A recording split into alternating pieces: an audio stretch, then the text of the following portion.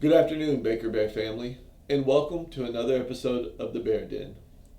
This week we have a few announcements and some important information to go over.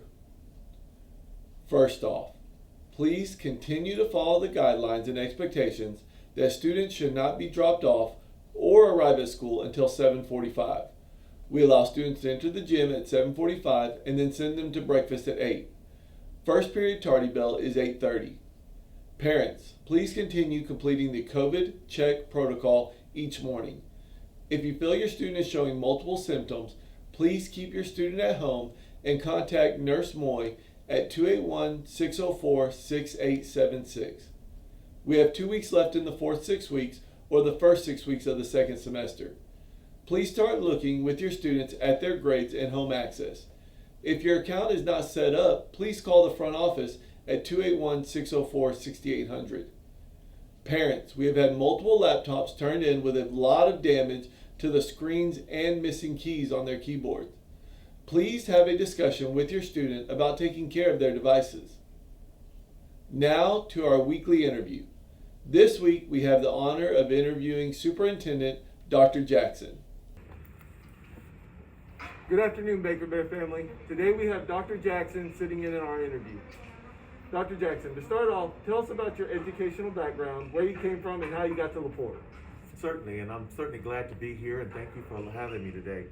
I'm originally from Houston, Texas, and I graduated from Liberty High School. And after graduation, I came to Houston to go to Texas Southern University, where I got a major in music and got a music degree. And then I taught music in Alief ISD, and then became an administrator. And I worked my way up through the ranks there. And I was a music teacher at the high school, and then I became an assistant principal, associate principal, junior high principal, high school principal, and then assistant superintendent. And now I'm here after having been the superintendent of Brenham ISD for the past 5 years. And so I'm very, very excited to be in LaPorte ISD. We're glad to have you here, Yes, Dr. sir. Jackson. If you weren't in education, what would you be doing? If I weren't in education, I would be probably a professional musician traveling with a band and an orchestra. That was my first love along with education.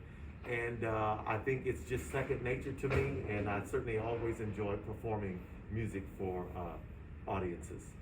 I would agree from the little bit you played for me before we started. Dr. Jackson, what's your favorite part about being in LaPorte so far?